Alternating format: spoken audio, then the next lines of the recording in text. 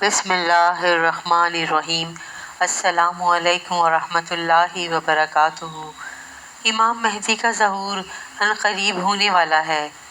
مفتی ابو لبابہ منصور نے اپنی کتاب دجالیات میں حضرت دانیال علیہ السلام کی تختیوں کے حوالے سے لکھا ہے کہ یہودیوں کی ایک ریاست قائم ہوگی اور اس کے 50 سال بعد امام مہدی کا ظہور ہوگا۔ ظاہر سی بات ہے کہ 1946-47 میں اسرائیل کی بنیاد ڈالی تو گئی، لیکن 1973 میں جا کر اقوام متحدہ نے ملک کی حیثیت سے تسلیم کیا اور اس کے جھنڈے کو بھی تسلیم کیا، تو حقیقی بنیاد ملک اور ریاست کی حیثیت سے 1973 میں سمجھی جائے گی۔ اس لحاظ سے 2023 میں 50 سال پورے ہوتے ہیں، لہٰذا ممکن ہے کہ 2024 میں امام مہدی کا ظہور ہوگا۔ نیز نسائی میں جس غزوہ کی نشاندہی کی گئی، جس میں امام مہدی کی ایک جماعت خراسان، افغانستان و مغربی پاکستان وغیرہ سے نکل کر مشرقی علاقہ پر برسر پیکار ہوگی، تو حالیہ جو خبریں آ رہی ہیں اس کی پیش خیمہ ثابت ہو سکتی ہیں۔ دجال کے خروج کے آثار۔ قابل غور بات تو یہ بھی ہے کہ کورونا کا ڈرامہ بھی 2024 میں ختم کر دیا جائے گا۔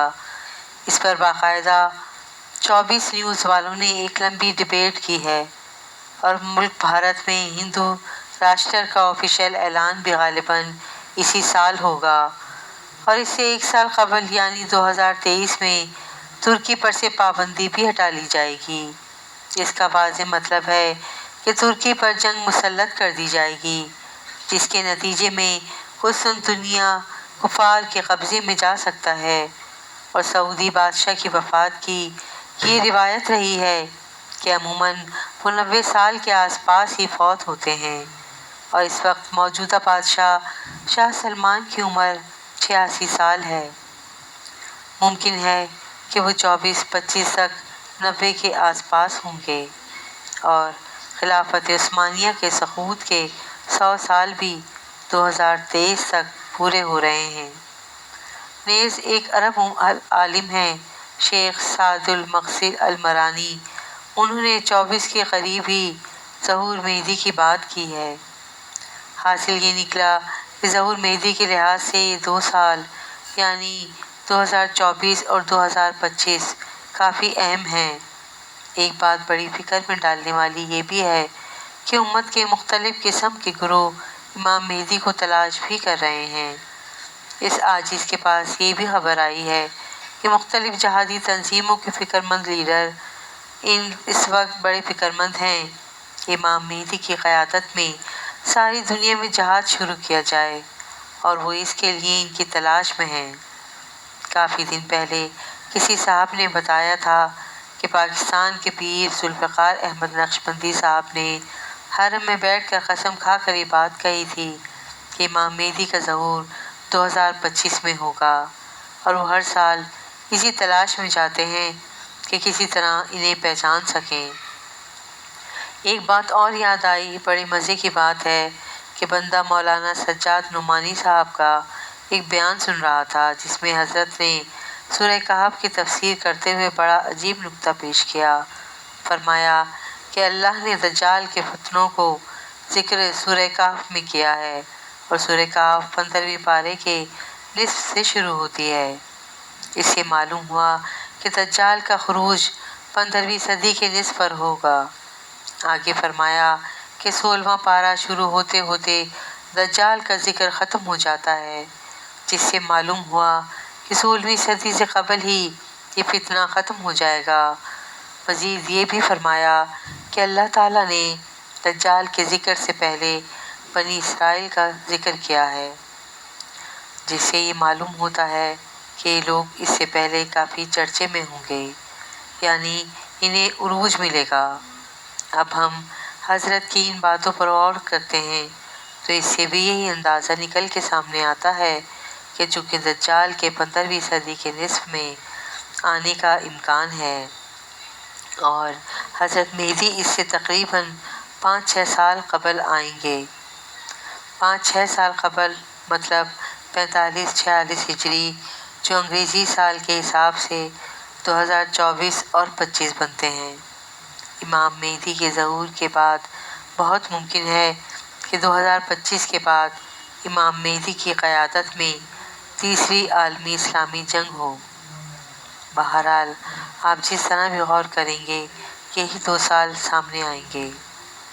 معلوم ہوا کہ یہ 2 سال امت مسلمہ کے لیے بڑی اہمیت کے حامل ہیں۔ اللہ تبارک و تعالی امت مسلمہ کی دجالی فتنتوں اور سازشوں سے حفاظت فرمائے۔ ایک، پہلے سیاہ جھنڈے نکلیں گے۔ نمبر 2، پھر غزوہ ہند ہوگی۔ نمبر 3، پھر ہندوستان میں ہندوؤں کا قتل عام ہوگا۔ نمبر 4، پھر ہندوستان میں دین کے بدخواہ لوگوں کا قتل عام ہوگا، جیسے گستاخ اور لعنتی قادیانی وغیرہ۔ نمبر 5، پھر تیسری جنگ عظیم شروع ہوگی۔ نمبر 6، پھر قسطنطنیہ مسلمانوں کے ہاتھوں نکل جائے گا۔ نمبر 7، پھر سفیانی کا ظہور ہوگا۔ نمبر 8، پھر حضرت امام مہدی علیہ السلام کا ظہور ہوگا۔ نمبر 9، پھر سفیانی کا لشکر حضرت امام مہدی سے لڑنے چلے گا تو مکہ مدینہ کے درمیان مقام بیضہ پر زمین میں دھسا دیا جائے گا۔ نمبر 10، پھر بنو کلب کا لشکر امام مہدی کے ہاتھوں شکست کھائے گا، جس کو لوٹنے کا حکم رسول اللہ نے دیا ہے۔ نمبر 11، پھر مشرق سے سیاہ جھنڈے عرب کی طرف طوفان بن کر اٹھیں گے۔ عرب کو بچانے کے لیے ساری یہودی نیوی میدان میں آئے گی اور سیاہ جھنڈوں کے ہاتھوں بری طرح تباہ ہوگی۔ نمبر 12، پھر حجاز مقدس کا محاصرہ توڑنے کے لیے خلیج فارس کے نزدیک سیاہ جھنڈے دجالیوں سے بڑا زبردست معرکہ لڑیں گے اور محاصرہ توڑ دیں گے۔ نمبر 13، پھر یہ لشکر امام مہدی کے علیہ السلام کی بیعت کے لیے آگے بڑھے گا اور رستے میں نجد شہران کی طوفانی یلغار کی لپیٹ میں آ جائے گا۔ پھر یہ لشکر امام مہدی کے ہاتھ پر بیعت کرے گا اور پھر یہ عربوں سے خزانہ طلب کریں گے، وہ دینے سے انکار کریں گے۔ پھر یہ سیاہ جھنڈے والوں کے ہاتھوں بری طرح قتل ہوں گے۔ ان کے قتل عام کے دوران سیاہ جھنڈے عرب کی ریت کو عربوں کے خون سے تر کر دیں گے۔ اس خوفناک قتل عام کا ذکر احادیث مبارکہ میں بھی ملتا ہے۔ یہی وجہ ہوگی کہ عرب بہت کم رہ جائیں گے۔ پھر عرب بھاگ کر مکے اور مدینے میں پناہ لیں گے اور اپنی جان بخشی کے لیے خزانہ دینا چاہیں گے، لیکن سیاہ جھنڈے لینے سے انکار کر دیں گے۔ پھر سیاہ جھنڈوں کے اگلی یلغار کا نشانہ مصر بنے گا، جس کا ذکر احادیث میں ملتا ہے۔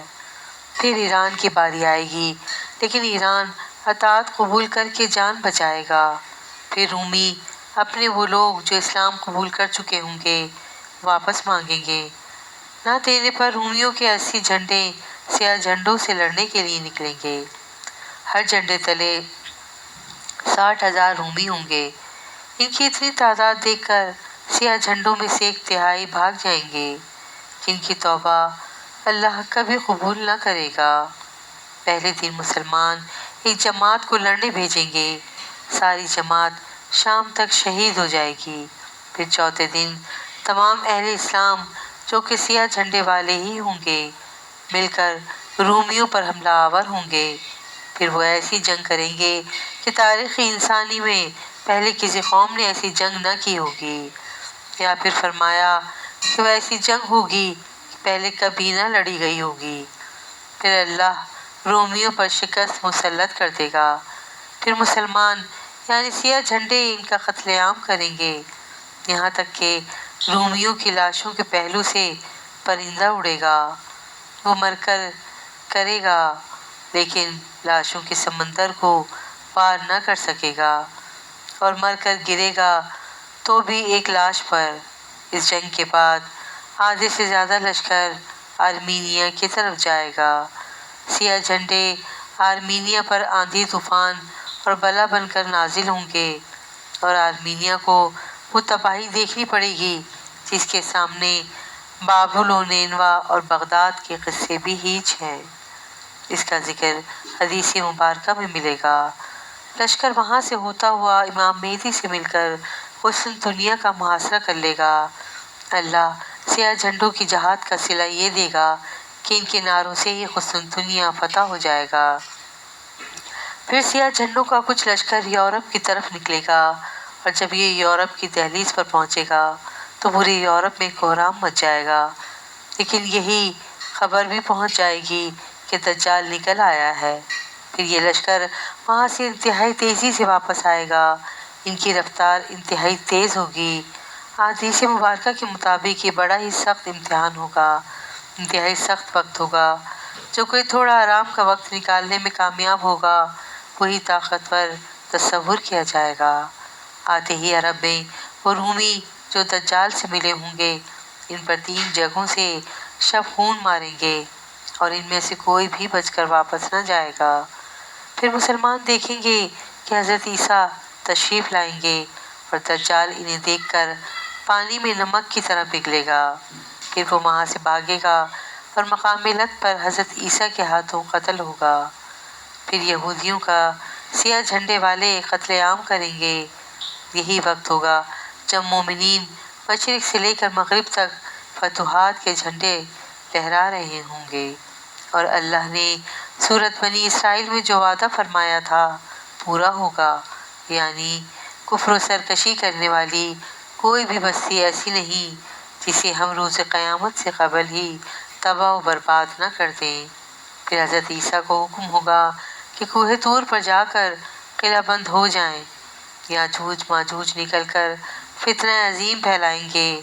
اللہ تعالیٰ ان پر اپنا قہر نازل کرے گا اور ان پر نفع نامی کیڑا لگ جائے گا اور ہلاک ہوں گے۔ پھر 7 سال تک مسلمان امن و امان سے رہیں گے۔ امن اتنا زیادہ ہوگا کہ بچہ شیر کو بھگا دے گا۔ جہاد ختم ہو جائے گا، تلواریں دراتیاں بن جائیں گی، شیطانیت تباہ ہو چکی ہوگی اور شیطان کو جو قیامت تک کی مہلت دی تھی ختم ہوگی۔ پھر ایک نرم ہوا چلے گی جس سے دنیا میں اسلام ختم ہو جائے گا۔ اب حبشی دنیا پر حکومت کریں گے اور نفس کی حکمرانی ہوگی۔ ایک حبشی ٹیڑھی پنڈلی والا، نیلی آنکھوں والا اور ٹکنا خانہ کعبہ کو گرا کر پتھر سمندر میں پھینک دے گا، خلافے جلاد دے گا اور خزانہ گھر لے جائے گا۔ پھر قیامت مرحلہ وار شروع ہوگی اور تمہارے رب کے وعدے کا وقت آ جائے گا۔ فتنہ دجال بہت سخت ہوگا۔ اس سے حفاظت کے لیے ہر جمعے کے روز سورہ کہف کی تلاوت لازمی کریں۔ گزارش ہے کہ اس قیمتی معلومات کو اپنے تک محدود نہ رکھیں۔ اس معلومات کو اکٹھا کرنے میں ہماری بہت ساری محنت لگی ہے۔ قیامت کب آئے گی کوئی پتہ نہیں، تو کیا آپ نے اس کی تیاری کر لی؟ اصل علم اللہ رب العزت کے پاس ہے۔ بے شک ہمیں تیاری کرنی ہے، کوشش کرنی ہے اور فکر کرنا ہے، خود کو نسلوں کو اس فتنے سے بچانا ہے انشاءاللہ تعالی۔ اللہ پاک ہمیں نیک عمل کرنے کی توفیق عطا فرمائے، اللہم آمین۔ سبحان اللہ، کیا خوبصورت واقعہ ہے۔ واقعہ پسند آئے تو پلیز میرے چینل کو لائک اینڈ سبسکرائب ضرور کیجیے گا۔ جزاک اللہ خیرا کثیرا۔